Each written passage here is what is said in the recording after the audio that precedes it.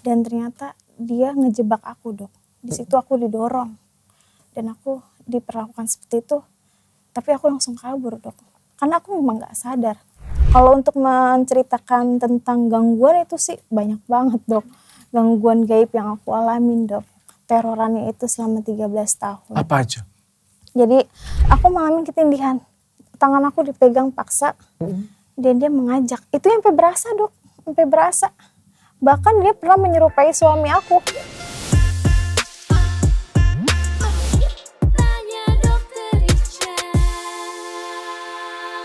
Mbak Suci dan Mas Jaka. Oke. Cerita dulu kali ya. Mungkin. Ini tapi aku disclaimer dulu ya. Iya, betul, aku kan dokter ya. Iya. Dari kecil sampai sekarang aku tidak terbiasa percaya dengan hal gaib ya. Jadi tapi aku hari ini mencoba mendengarkan ya. Iya. Karena aku ngomong itu nggak ada, tapi banyak yang ngomong bahwa itu ada.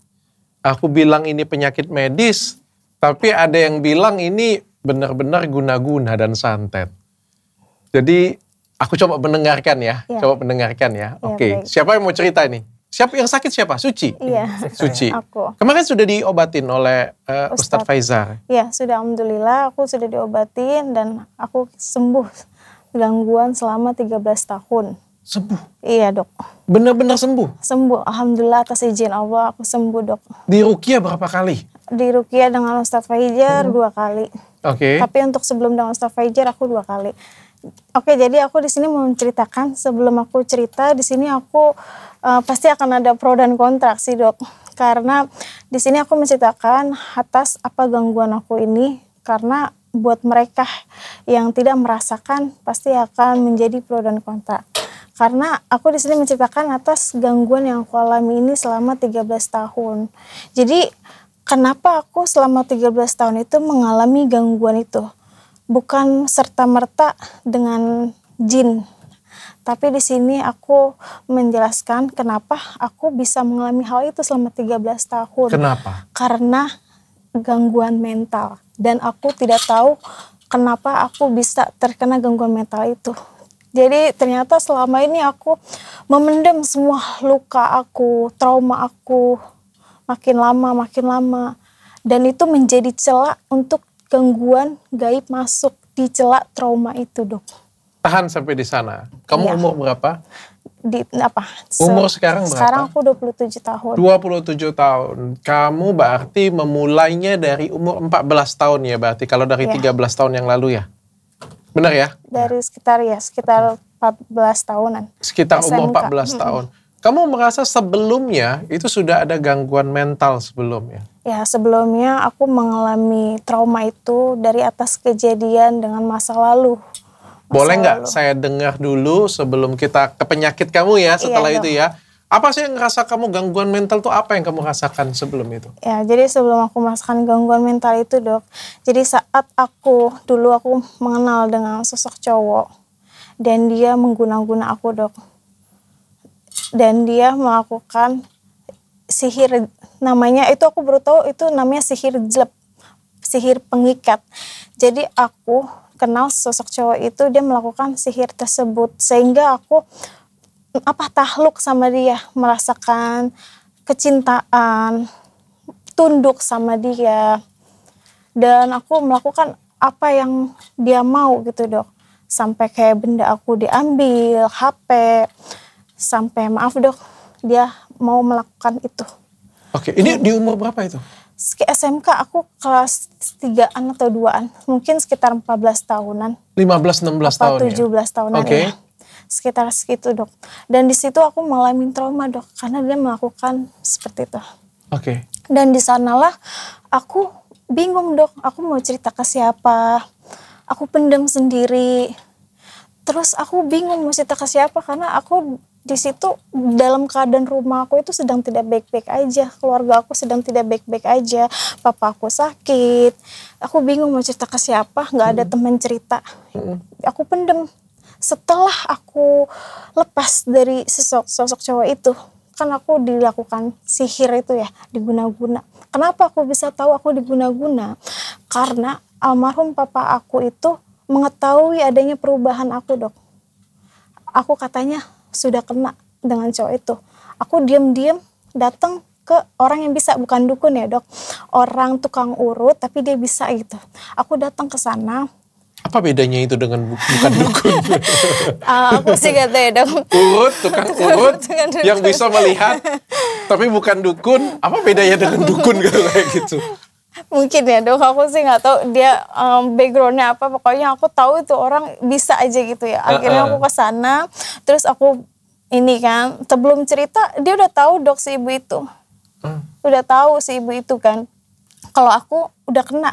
Nah, ada kata-kata dia bilang seperti ini, jangan sampai lu ketemu dia lagi, kalau lu ketemu dia lagi, abis manis sepa dibuang. Nah itu dok, abis manis sepa dibuang. Nah dari situ, pas aku ketemu sama dia, tunduk lagi dok.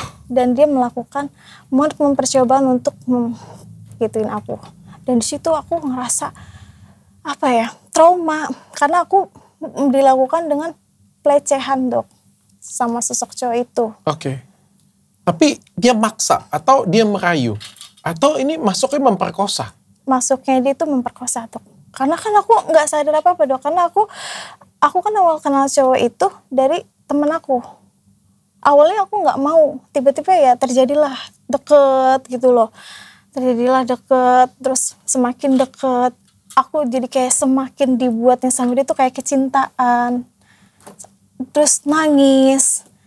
Teringat dia terus, semangat belajar berkurang, seperti itu dok. Dan ternyata setelah aku dikasih air, ada perubahan. Aku hilang rasa sama dia gitu. Terus aku lama-lama menjauh dari dia. Dan setelah dia begituin aku, barulah aku mengalami rasa trauma. Oke. Rasa trauma. Sebentar dulu ceritanya. Saya mencerna dulu ya. Kamu kan kecintaan banget tuh. Sayang banget pada waktu itu. Tunduk banget kan? Iya. Jadi saat itu malam-malam dia nyuruh aku ke sana. Dan di situ aku suruh ke sana. Aku lagi kerja kelompok. Aku jalan kaki dok dari rumah ke arah rumah dia, naik metro mini.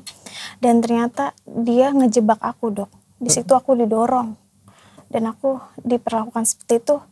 Tapi aku langsung kabur dok. Oke. Langsung kabur. Karena aku memang gak sadar dilakukan itu. Di situ aku nangis, ngalamin trauma, dan aku ngerasa hina dengan diri aku. Dan aku bingung mau cerita ke siapa. Nah dari situlah semenjak aku udah hilang dari dia, udah gak ngalamin hal itu, mulai ada gangguan. Aku mengalami namanya rep-repan. Mungkin orang ngiranya halu gitu ya. Apa? Halu, Rep-repan. rep-repan, istilahnya sleep paralysis. Oh, sleep paralysis. Paralis, seperti itu dok. Aku malam, aku mengalami namanya ketindihan. Pertamanya dok, itu sosoknya tidak menampakkan wujud. Itu ada sentuhan rabahan, menarik menarik celana aku. Dan aku merasakan sensasi kayak kenikmatan gitu dok. Oke. Nah, terus setiap malam selalu mimpi tentang cowok-cowok, cowok-cowok yang tidak aku kenal, bercumbu-cumbu mesra. Dengan kamu? Dengan saya, betul. Bercumbu-cumbu mesra, setiap malam seperti itu. Dan semakin bertahun-tahun mengalami hal aneh. Boleh nggak detailin lagi mimpinya seperti apa? Mimpinya itu aku bertemu dengan sosok cowok, dia peluk mesra aku. Kamu kenal cowoknya? Enggak kenal. Tidak kenal? Tidak kenal. Bermesraan sama dia, bercumbu mesra sama dia. Setiap malam seperti itu. Setiap malam mengalami ketindihan, ngajakin berhubungan. Terus sampai berhubungan atau tidak? Sampai berhubungan. Sampai berhubungan, sampai aku merasakan namanya sensasi kenikmatan. Seperti itu. Sampai sensasi kenikmatan itu sampai kamu, mohon maaf ya, sampai klimaks, sampai orgasme. Iya, seperti itu dok. Oke. Aku pikir itu mimpi basah dok. Aku pikir itu mimpi basah, kok makin lama makin aneh ya kata aku gitu. Kok makin lama makin aneh. Aku bingung mau cerita ke siapa ya. Makin lama makin aneh, mimpi-mimpi seperti berbau seks terus gitu ya kan. Aku pendem. Tapi pas kamu bangun, kamu ngerasa itu mimpi buruk atau kamu merasa itu kayak mimpi basah itu ya? Kamu ngerasa itu mimpi seperti apa? Ya aku ngerasa itu mimpi biasa, mimpi seperti biasa. Bukan mimpi buruk ya? Bukan mimpi buruk. Nah makin lama itu terus menerus seperti itu dok. Sorry sebentar ya. Aku luruskan dulu ya. Ini karena kebetulan hostnya dokter sih ya. Iya. Hostnya dokter sih. Ya,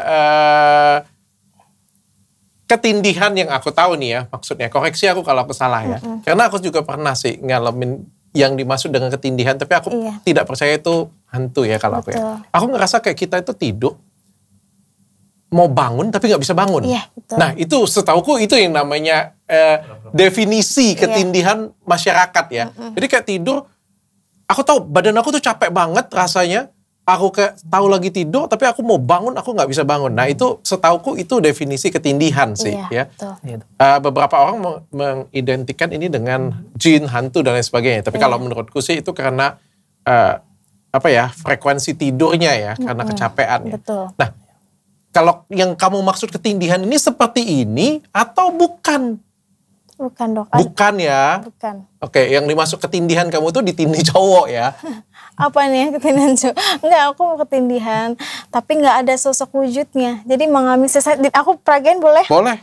Jadi aku ketindihan, itu aku susah untuk bangun, melek. Aku merasakan begini-gini dok. Gitu dok. Tapi nggak, nah aku mau bangun, mau ngomong susah. Tapi aku ngelihat sekitaran aku. Nah, akhirnya aku berusaha tuh istighfar. Istighfar, aku tersadar. Tersadar. Terus semenjak aku menikah, langsung tuh terorannya semakin parah. Ditampakin wujudnya dok. Kalau untuk menceritakan tentang gangguan itu sih banyak banget dok. Gangguan gaib yang aku alamin dok. Terorannya itu selama 13 tahun. Apa aja? Jadi saat semakin bertahun-tahun itu aku pendem terus menerus ya kan. Itu makin lama itu semakin parah. Semenjak aku pas menikah, aku kan menikah tahun 2020. Tahun 2019 aku pernah jatuh sakit. Jatuh sakit itu aku nggak bisa bangun, nggak bisa jalan, sampai merangkak. Dan aku salon suami aku saat itu. Kita masih pacaran. Masih pacaran saat itu. Nah itu suami aku bantuin untuk dibawa ke rumah sakit. Dan aku mengalami sakit batu empedu di Uluwati. Dan terus aku menikah nih 2020. Langsung aku cerita atas gangguan apa yang aku alamin dok. Gitu. Jadi balik lagi ke rasa trauma aku, luka batin aku yang begitu dalam. Aku tidak hanya mengalami luka trauma dari masa lalu dok. Tapi dari orang-orang sekitar, dari guru-guru aku yang menghina aku, mengatain aku, ngata-ngatain jablay, hina-hina aku, bahkan dari orang-orang sekitar, halu, gila, sebagai lainnya. Itu perkataan itu. Jadi setelah katanya luka lama belum sembuh, luka baru datang lagi. Padahal di situ aku sedang berproses untuk sembuh. Jadi aku bingung untuk cerita ke siapa, karena aku di situ sebagai seorang anak yang menjadi tulang punggung keluarga saat itu dok. Jadi aku nggak ada teman cerita. Jadi aku pendem semuanya sehingga menjadi luka batin dok, trauma. Jadi luka batin, ketraumaan aku itu menjadi celah masuk untuk jin menunggangin tubuh aku selama 13 tahun. Itu. Kamu sekarang umur berapa? Umur 27. 27 tahun. Sudah 13 tahun kamu merasakan ini? Iya dok. 27 dikurang 13 umur 14 tahun. 14 tahun. Kapan kamu ketemu dengan cowok itu tadi di SMK? Iya di SMK. SMK kan umur 16 tahun? Iya sekitar 16 kayaknya. Aku pokoknya kelas 2 dan kelas 3 SMK. Iya, berarti kalau misalnya kamu kenal dengan dia umur 16 tahun, harusnya kamu memulai mimpi ini di umur 16-17 tahun. Kenapa kamu bilang 14 tahun? Dari umur kamu 14 tahun kamu sudah? 16 tahun ya? Dari umur 16 tahun. Berarti kalau dari umur 16 tahun baru 11 tahun. Pokoknya aku SMK dok, aku lupa umur berapa. Pokoknya ini kan sekarang 27. SMK kan kelas 2 sama kelas 3. Umur tahun 16, umur 17-18 itu? Iya 17-18an ya, pokoknya sekitaran segitu umur aku. Artinya sekitar 10 tahun dong, bukan 13 tahun? 2013. 2013 aku ngalamin gangguan itu. Oh 2013. 2013. Oke. Dari tahun 2013 Bukan aku 13 tahun ya. ngalamin itu. Ya. Oke, berarti sekitar ya 2013 hitungnya begini, 2013, 14, 15, 16 sampai 2025 dok. Maksudnya 13 tahun itu dari 2013 sampai 2025 ngalamin gangguan itu dok. Oke. Oke, Gitu. tangkap saya. Terus kamu ngerasa gangguan tersebut itu adalah gangguan karena jin. Dari menurut kamu pernah datang ke dokter atau kamu pernah datang kemana sehingga kamu bisa menyimpulkan hal tersebut? Ya, jadi awalnya itu aku salah. Jujur aku salah dok. Aku salah. Ternyata kesehatan mental itu penting. Kesehatan jiwa itu penting. Jadi makanya aku kenapa bicara seperti ini. Kita harus menjaga kesehatan mental itu penting. Karena kita nggak boleh namanya dipendam sendiri. Karena akan menjadi trauma, menjadi kesehatan mental kita, menjadi masa trauma gitu dok. Jadi aku selama mengalami kesehatan mental itu aku pendem sendiri dan aku nggak datang ke ranahnya untuk bercerita kayak psikolog gitu. Jadi di situ aku salahnya begitu dok. Aku pendem sendiri, aku merasa aneh dengan diri aku sendiri sehingga celah gangguan itu masuk. Kenapa aku bisa bilang itu aku mengalami? Kenapa itu aku bilang kok jin gitu? Ya karena aku mengalami itu semua dan itu nyata atas kejadian aku selama 13 tahun. Ditampakin sosoknya, setiap tidur ditampakin wujudnya. Bahkan Seperti apa wujudnya? Yang kamu sudah bisa melihat itu wujudnya seperti apa? tinggi besar dok, tinggi besar. Yang buat aku capeknya itu selama 13 tahun aku tidak pernah yang namanya tidur dengan nyaman. Karena aku selalu mengalami ketindihan. Setiap hari artinya? Setiap malam dok, setiap malam di jam yang sama setiap malam dok. Itu yang buat aku benar-benar capek. Jam berapa? Jam 1, jam 2, di jam yang sama. Oke. Seperti itu dok. Dia ngapain?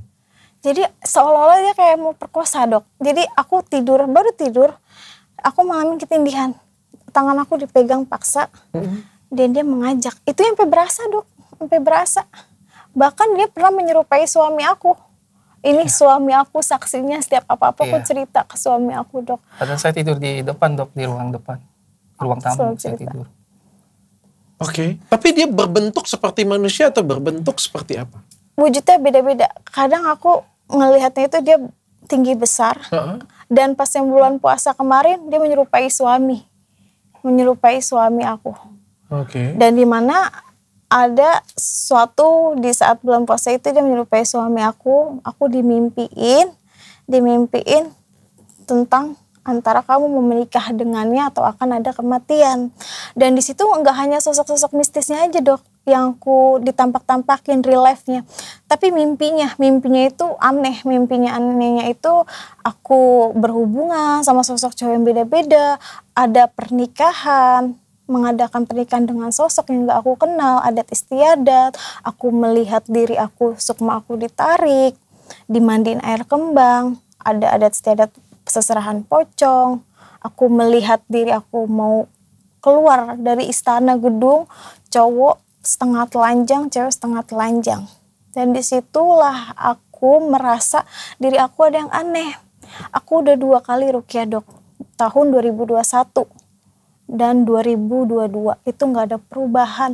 Bahkan aku tidur udah baca doa, segala istilah kata doa, sabar, sholat apapun, aku minta tolong sama Allah untuk segera gitu ya, untuk sembuhkan aku gitu. Apa gitu, atas apa sih ini sebenarnya yang terjadi sama aku? Aku minta tolong sama suami untuk minta diruqyah. Tadinya suami nggak percaya dok. Aku dengan gangguan aku ini, aku dibilang udahlah sabar, udahlah baca doa. Aku dibilang ya apalah gitu ya, suami aku nggak percaya. Tapi setelah suami aku melihat apa yang terjadi, muntahan itu, gangguan yang aku alami itu, karena saat ruqyah itu aku ada tanda keluar akar merah di bagian aku ini. Suami akar sedih merah di bagian belakang betis saat di ruqyah itu. Saat di ruqyah Kamu keluar tanda merah di belakang betis. Iya, jadi kayak akar-akar gitu. Saat Oke. prosesnya gitu Kayak dok. saat prosesnya. Saat prosesnya. Oh, saat Iya, prosesnya. dan saya ada di situ juga. Tapi pada waktu sekarang nggak ada lagi. Sudah mulai menghilang dok. Sudah menghilang, paling kayak tanda putih-putih gitu. Kalau kita Sisa. pegang kayak daging-daging kayak selulit gitu. Kayak sedikit menonjol gitu, ada daging menonjol. Di bagian sini, di belakang belakang betis. saya. Cuman memang waktu kejadian itu memang kita nggak foto dok, karena kan saya pikir udah mungkin di Rukia itu sudah kelar, sudah selesai. Tapi sekarang masih ada sisanya. Masih ada. Kalau saya lihat boleh atau tidak? Saya tidak akan lihatkan ke kamera. Boleh. Boleh. Coba Boleh. saya lihat boleh. Kalau boleh Iya, saya lihat. boleh. Maaf ya dok. Gimana ya? Ini dokter gini aja. agak tekan. Agak tekan sedikit. Itu ada fotonya yang aku ditaruh. Oh, ini selulit Bu. Iya tapi keluar dok akar. Pada saat proses itu Saat dok. prosesnya suami aku yang jadi saksi. Bahkan dokter Sebelumnya tidak ustadznya ada. juga ngomong. Sebelumnya tidak ada kata. Sebelumnya nggak ada. Sebelumnya tidak ada. Memang kan saya kenal tubuh istri saya dok. Lalu setelah proses itu saya lihat dia juga ngerasain, ya kok kayaknya gatel, kok kayaknya kayak ada yang nyetrum gitu kan. Mana pas dilihat, wih ada tanda itu dok. Iya. Aku mikirnya juga ini kayak merambat selulit. gitu. Tapi munculnya seketika pas aku di Rukia. Pas kamu muntah? Pas muntah, pas selesai di Rukia kan ustadznya pulang tuh. Aku tiduran, lah kok ada merah-merah. Jadi merahnya itu kayak begini-gini. Iya, oke, Kayak aku gitu. paham. Aku pikir ini apa ya? Itu stretch Kok mark keluar plus selulit. Iya kayak stretch mark betul. Heeh. Tapi munculnya setelah dibersihin. Tadinya normal biasa nggak ada. Oke. Gitu, itu yang masalah. Mungkin kalau secara itu emang selulit dok. Aku juga mikir itu Secara medis selulit. mungkin iya. Betul, aku memang iya. Aku Tapi mikir itu prosesnya selulit. muncul saat Tapi proses munculnya Rukia. setelah di Rukia. Iya, Agak maksudnya aneh kayak gini. sih. Aku minta maaf juga dengan timku ya. Aku menghargai banget cerita Iya, kayak gini. Aku betul. menghargai banget. Tapi menurutku supaya diskusinya juga sehat, Iya, diskusinya betul. juga bagus. Aku juga nggak pengen membuat orang yang nonton jadi gimana ya jadinya ya. Iya. Aku harus paling nggak aku menjelaskan ilmiahnya lah ya. Iya. Paling nggak aku menjelaskan ilmiahnya dulu Iya ya. dok. Ya, dok. Ketika kamu muntah, itu akan jadi tekanan yang luar biasa. Iya betul. Muntah itu kan gak enak. Betul. Itu muka sampai merah, Betul, ya kan? betul. Rasanya itu nggak enak banget karena napas kita tuh ditarik mengeluarkan sesuatu ya. Betul. Tekanan itu tinggi sekali. Dan ketika tekanan yang terjadi tinggi, menjadi wajar sih, jadinya ada regangan dalam tubuh. Betul. Ya, misalnya wajah kita merah, ya, mata kita berair, Betul. matanya menjadi merah. Betul. Itu perubahan seperti itu adalah perubahan wajar reaksi tubuh ketika kita muntah. Apalagi itu muntah berlebihan. Betul. Nah, ketika terjadi muntah atau tekanan berlebihan itu, maka di dalam tubuh kita itu ada peragangan otot dan sebagainya. Maka bisa jadi muncul yang dinamakan dengan stretch mark. Stretch mark kulit itu benar-benar peregang maksimal sehingga muncullah stretch mark. Kalau yang saya raba tadi itu selulit. Iya. Kalau tanda garis-garisnya itu stretch mark. Kenapa sih awalnya merah lalu sekarang menjadi putih? Karena memang stretch mark itu awal terbentuknya adalah merah. Lalu setelah lama-kelamaan menjadi putih yang namanya alba. Iya. Dan itu semuanya ada sainsnya. Semuanya ada sainsnya. Betul. Saya cuma tidak mau kayak gini. Saya nggak mau. Saya berusaha masih percaya dulu apa yang terjadi. Ya, saya cuma tidak mau muncul beberapa yang gejala yang dicocokkan. Iya betul. Jadi seolah-olah, wah ini ada jinnya yang luar biasa gitu. Gitu sih menurut Iya. saya. Tapi saya masih menghargai. Iya betul dok. Lalu pada waktu kamu muntah, apa yang keluar dari muntahan kamu? Muntah pas itu aku keluarnya kayak tanah air liur, tanah coklat dan ada biji bulat hijau. Dan aku saat proses Rukia itu aku belum makan apa-apa, Oke. belum minum apa-apa, pure kosong perut aku. Oke. Tapi kamu suami masih percaya atau sudah percaya atau belum percaya? Waktu itu masih percaya dan tidak percaya dok. Sama saya sekarang lah ya Iya. masih. Ya. Awalnya. Karena ya. Kalian jangan judgement ya, ini suatu hal yang wajar sebenarnya. Kalaupun yang bawa podcast ini dokter dari luar negeri pun juga aku pikir. Sama juga. Sama. Iya. sama. Iya. Nah, kamu antara percaya dan nggak percaya Iya, ya? awalnya dok. Awal ya. Awalnya. Lalu kamu percaya, akhirnya kamu percaya dong berarti? Akhirnya percaya dok. Ketika Saya melihat langsung istri saya itu resah. Tiap malam tidur itu Kalau saya sih sering mergokinya jam 2:40 itu dia selalu terbangun. Terbangun dengan tiba-tiba dengan nafas tersengah-sengah terus dia bilang, "Ya, Bunda, tadi bangunin ayah nggak bisa." "Ah, Bunda aja baru bangun." Saya bilang begitu ke saya. "Enggak, deh tadi Bunda bangunin ayah. Minta tolong." Itu hampir tiap malam jam 2:40. Kalau saya mergokin istri saya setelah tidur, bangun mendadak. Kayak gitu Dok, dari situ saya mulai percaya untuk menerima bahwa saya ini sebenarnya ada yang mengganggu. Itu aja sih Dok kalau saya. Tapi sebagai suami berusaha untuk menenangkan. Karena saya nggak mau sih saya panik. Karena saya kan juga tidak ingin membuat masuk ke dalam ininya dia pikiran kepanikan dia. Karena saya berusaha untuk nenangin aja Dok. Gitu. Mas, kamu kan lihat ya dia tidur ya. Kan sampai tahu 2:40 ya.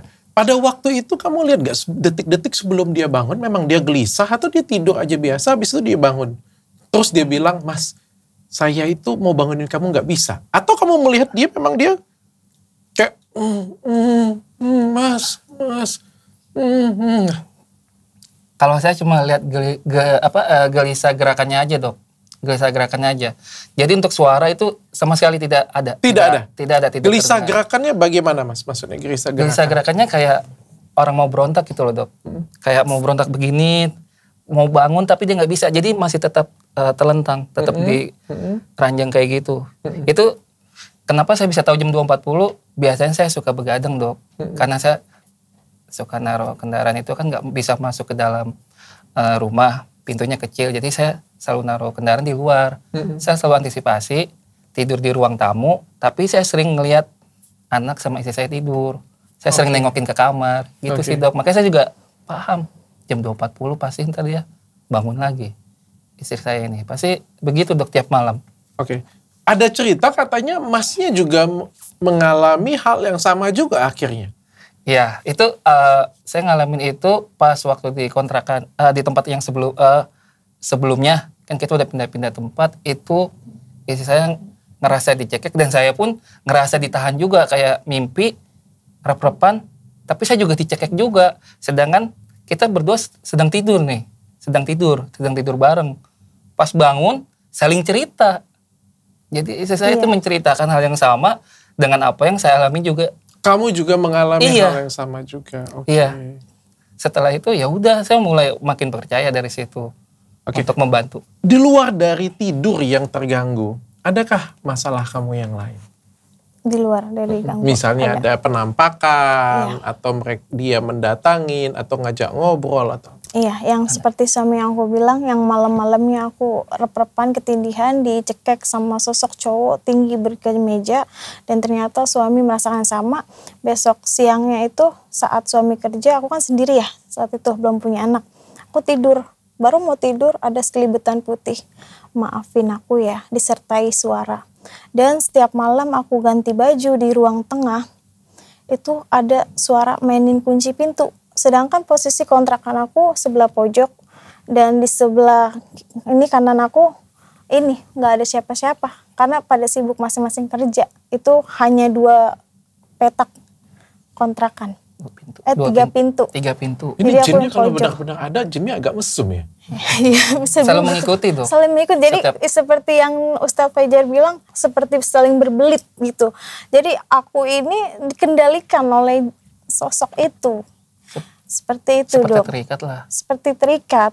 Makanya kenapa aku bisa bilang aku punya luka batin, dan dari setelah aku diruqyah itu, oh jadi ternyata ini kesalahan aku ya. Aku memendam rasa trauma aku, ketakutan aku, rasa-rasa yang hina-hina itu.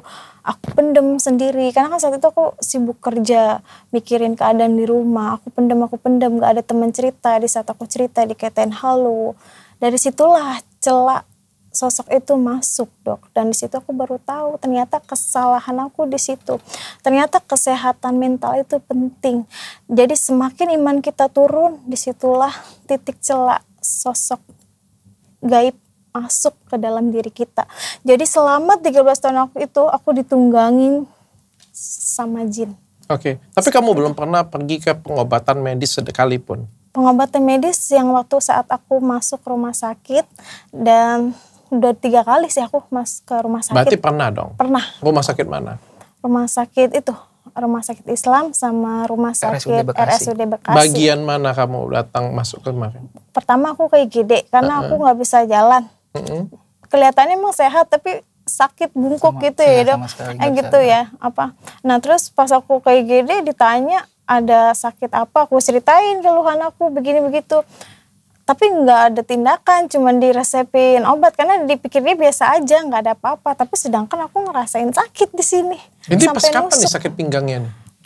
Oh, yang empedu, batu empedu tadi. Enggak, belum, bukan. Bukan lagi. Itu beda lagi. Aku kambuh lagi sakit pinggangnya. Oke, sakit pinggang kamu ke rumah sakit. Maksudnya kayak gini, gangguan tidur kamu ini, yang kamu ngerasa diikutin jin tadi, ketindihan tadi, kamu pernah datang ke medis atau tidak, ke dokter atau tidak bercerita? Menceritakan gangguan itu? Ke dokter? Enggak. Tidak pernah? Tidak pernah, aku nggak menceritakan itu ke dokter. Jadi bisa jadi tadi yang seperti kamu ceritakan, saya sepakat, saya setuju, iya, dok. 100%. Iya dok. 99,9 lah. Gak apa-apa dok, saya hargain. Karena kan dokter, seorang dokter sama tentu dok. Banyak yang gak percaya juga karena mereka tidak pernah mengalami hal yang seperti ini. Oke, saya coba menyesuaikan dengan ritme kamu. Iya betul. Jadi kamu ngerasa ada gangguan mental, kamu ngerasa ada kekurangan dalam diri kamu, kelemahan tadi, sehingga akhirnya kamu kemasukan jin. Iya betul ya? dok. Kalau dalam dunia medis nih ya, iya. saya translatekan maksud kamu tadi ya. Iya. Nah, karena ada kekurangan mental tadi, iya. biasanya ada keturunan juga, ada rasa tersakiti dari lama juga, iya. ada luka batin juga, sama seperti apa yang kamu jelaskan percis ya. Lalu masuklah namanya penyakit medis tadi. Iya. Yang bedanya adalah satu namanya penyakit medis, iya. satu namanya jin. Iya, Oke, betul, versi kamu jin, versi saya atau yang saya pelajarin iya. nih, itu adalah penyakit medis. Iya, nah betul. itulah yang terjadi namanya sleep paralysis, gangguan tidur, sleep disorder namanya, gangguan-gangguan tidur tadi. Ya, tapi kamu sekarang sudah sembuh? Sudah sembuh, alhamdulillah. Sudah sembuh total? Alhamdulillah. Tidak pernah lagi? Tidak pernah lagi ngalamin ketindihan. Oke, alhamdulillah. Itu yang paling penting sih sebenarnya. Banget. Itu yang paling penting. Banget. Kalau ditanya karena apa? Karena diruqyah oleh Ustadz Faizar kah? Kalau untuk kenapa aku bisa sembuh? Karena ya pastinya atas izin Allah ya dok. Itu pasti atas izin Allah. Kembali lagi. Dan berkat kekuatan aku juga bertahan sampai detik ini. Karena kalau kita, percuma istilah kata, kita berapa kali istilah kata mencari kesembuhan. Kalau diri kita nggak yakin kalau kita bakalan sembuh, nggak ikhlas dengan atas takdir yang kita miliki, atas ujian yang kita miliki ini, nggak akan ada kesembuhan. Makanya alhamdulillah atas izin Allah aku dinyatakan sembuh. Kenapa bisa dinyatakan sembuh ya? Karena emang ada perubahan dok. Dari kelihatan juga dari ya pasti Ustadz Faizar juga bisa melihat lah, karena kan beliau ini ya ranahnya gitu dalam seperti itu. Mataku udah ada perubahan, tadinya kosong, terus dari ketindihan aku udah nggak ngalamin, muntah-muntah aku udah nggak ngalamin lagi gitu.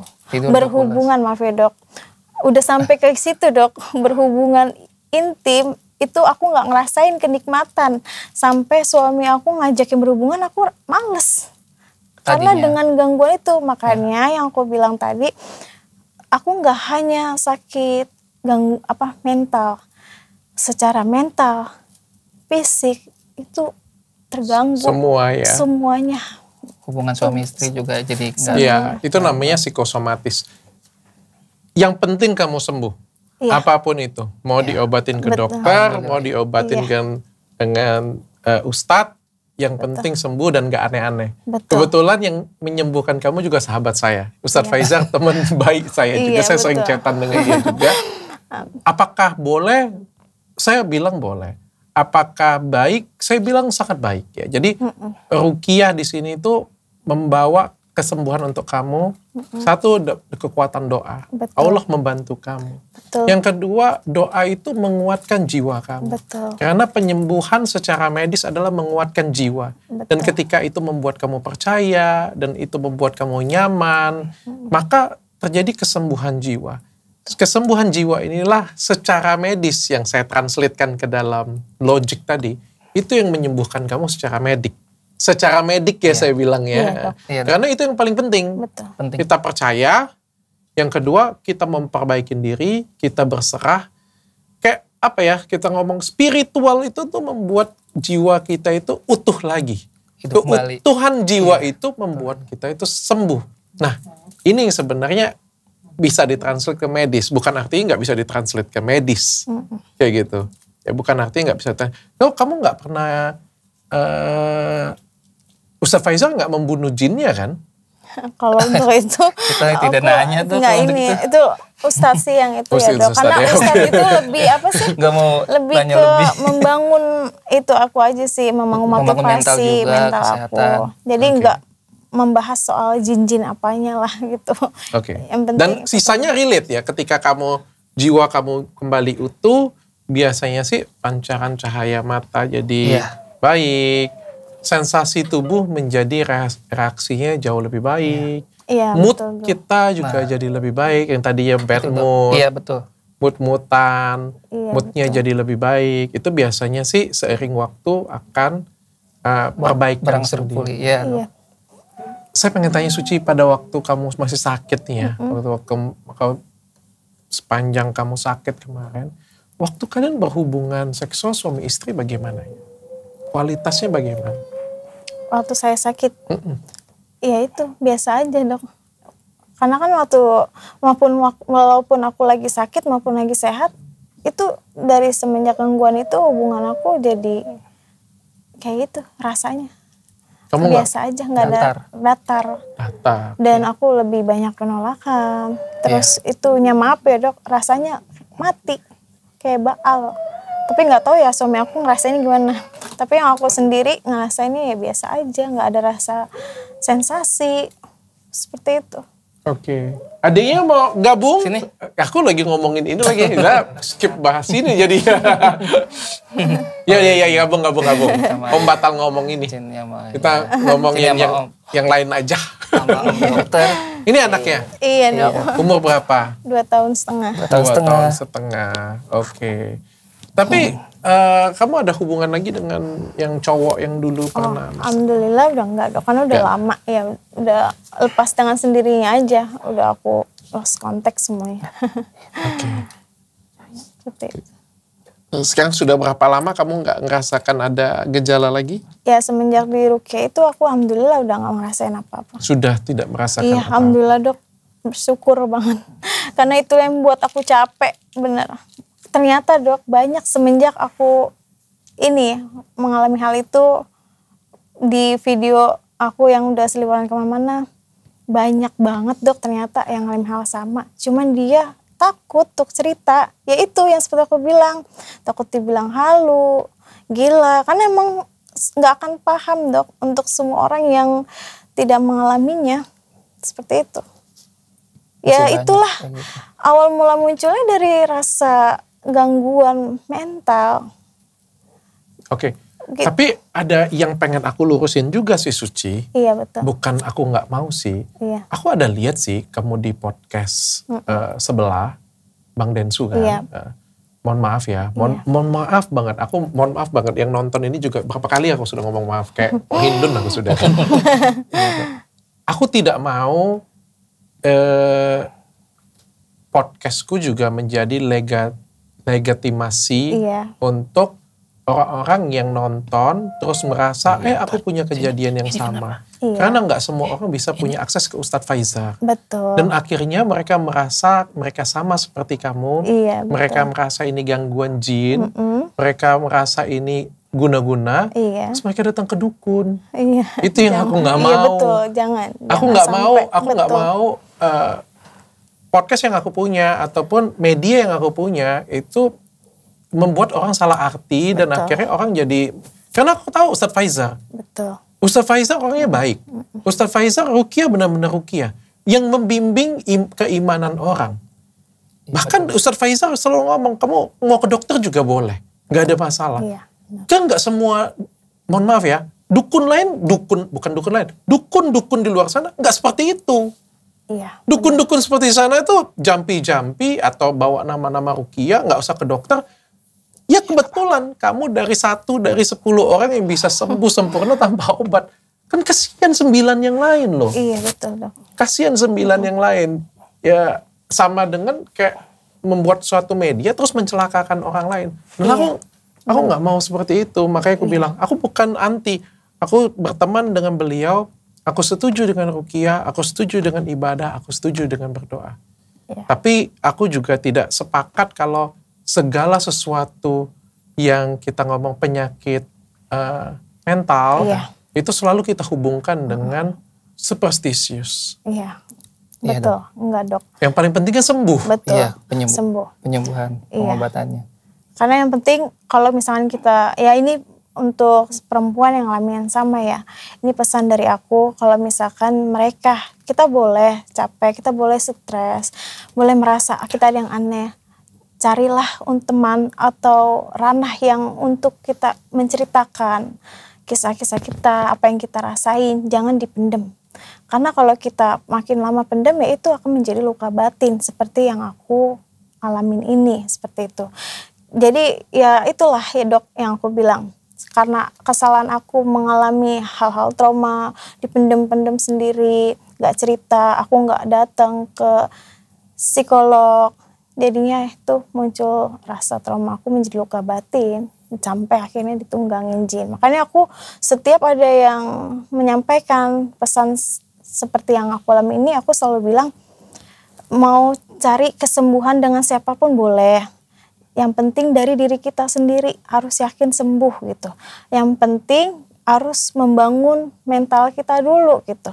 Setuju. Ya seperti itu dok. Jadi aku selalu bilang sama dia, dengan siapapun kamu untuk menyembuhkan itu boleh-boleh saja, dengan psikolog, psikiater. Karena kan gak semuanya orang mengalami apa-apa dihubungkan dengan gaib. Gitu. Setuju. Untuk Betul. konteks ini aku malah bukan 99,9 lagi ya. Aku 100% setuju. Karena kayak gini. Kesembuhan mental seseorang itu sebenarnya tidak bisa tergantung dengan orang lain. Hanya bisa dengan diri sendiri. Betul. Kamu curhat, kamu terbuka, kamu menerima. Itu yang membuat kesembuhan dalam diri kamu. Kadang kita itu denial, kadang kita itu menolak, kadang kita itu menghindarin, kadang kita itu lari, kadang kita itu tidak mau menerima. Itu yang membuat mental kita ini terluka. Ketika kamu bisa menerima, oh kematian orang tua, oh ditinggal orang tua, oh orang tua yang selingkuh, oh aku disakitin laki-laki, oh apa. Ketika kita bisa menerima itu semua, kesembuhan itu, jiwa itu menjadi utuh. Bercerita dengan orang lain, sharing dengan orang lain, mau dimengerti orang lain, mau membuka diri untuk orang lain, itu membuat jiwa kamu lebih bagus. Sedangkan medik hanya menahan gejalanya saja. Saya malah medik ini membantu. Yes. Tapi lebih penting lagi sebenarnya keutuhan jiwa tadi. Dan keutuhan jiwa ini hanya bisa didapat dengan apa? Komunikasi. Berkonsultasi dengan yang ahli. Ya entah itu psikolog, psikiater, ustadz yang kompeten, aku bilang ya. Dan juga berusaha menerima, berdoa. Allah, itu membantu jiwa kamu utuh. Sedangkan obat tadi membantu menekan gejalanya. Makanya saya selalu bilang dua-duanya berjalan. Iya. Saya tidak mengistimewakan, enggak, kamu enggak ada apa-apa, pokoknya medis semuanya, enggak. Tapi saya juga tidak mau, wah ini jin semuanya, jin semuanya. Betul dok, betul. Ya, nanti saya kena marah guru-guru saya pula kan. Iya betul dok. 2 kali tapi di ruqyah ya. Sama Ustadz Fijar, iya. Tapi nggak ada muntah paku. Nggak ada, alhamdulillah. Alhamdulillah nggak ada dok. Makanya yang waktu aku di Ruqyah di Bang Densu itu sampai ke trigger banget, makanya aku sampai dibilang acting halu, itu drama. Itu dok aslinya pas saat aku dipegang itu benar-benar ke trigger semua. Jadi aku dengar apa yang aku ucap, tapi aku kayak nggak bisa stop gitu, kayak nggak bisa. Jadi ternyata itu ya itu luka batin aku. Sampai ke trigger semuanya. Okay. Seperti itu. Itu pun juga sebenarnya bisa saya jelaskan secara ilmiah ya. Iya. Sekali lagi bukan artinya aku merendahkan Iya. dan tidak percaya. Aku sangat percaya dan aku percaya juga buktinya kamu sembuhkan. Artinya ini memberikan hasil yang positif. Iya dok. Tapi kenapa ada beberapa orang yang didoakan, entah itu dalam agama apapun, sampai bergetar, sampai itu muntah. Iya, Karena ternyata banyak orang yang punya luka batin yang lama. betul. Iya. Banyak orang itu ternyata yang secara mentalnya tidak kuat. Betul. Iya, itu. Ternyata banyak banget teman-teman di Indonesia yang punya pengalaman pahit di masa lalunya yang mungkin nggak bisa sharing ke orang lain. Betul. Dan begitu dengar lantunan doa, begitu dengar orang mendoakan, itu seperti ada gejolak yang luar biasa. Nah itu yang bikin getaran dan lain sebagainya. Itu secara, aku translatekan secara Iya. sainsnya ya. Iya, Iya, Dok. betul Dok. Betul, gitu. Dok. Aku translatekan secara sainsnya. Jadi bukan kekuatan supernatural, bukan. Iya, betul. Oke, sekarang tidur nyenyak. Alhamdulillah. Suami juga tidur nyenyak. Iya, tidur nyenyak. Oke, mudah-mudahan sembuh teruslah. Amin. Dok. Terima kasih, Dok. Jadi andai pun suatu hari nanti ada gejala balik atau merasakan apa, kuatkan jiwa kamu lagi. Iya. Maka harusnya kamu akan sembuh. Iya, Cara membantunya, dekatkan diri dengan Tuhan boleh. Iya. Sholat 5 waktu, ngaji, itu sangat membantu dalam keutuhan jiwa. Iya, Iya, betul Dok. itu. Betul. Pasti. Ada yang mau disampaikan, Suci? ya itu aja sih Dok yang tadi saya bilang. Siapapun yang merasakan hal yang sama, kalian boleh cerita ke siapa aja. Yang penting jangan sampai terjadi seperti aku. Dipendam, sampai akhirnya seperti ini. Gitu. Oke. Terima kasih. Aku minta maaf juga dengan timku yang berharap mungkin ini dibawanya agak mistis.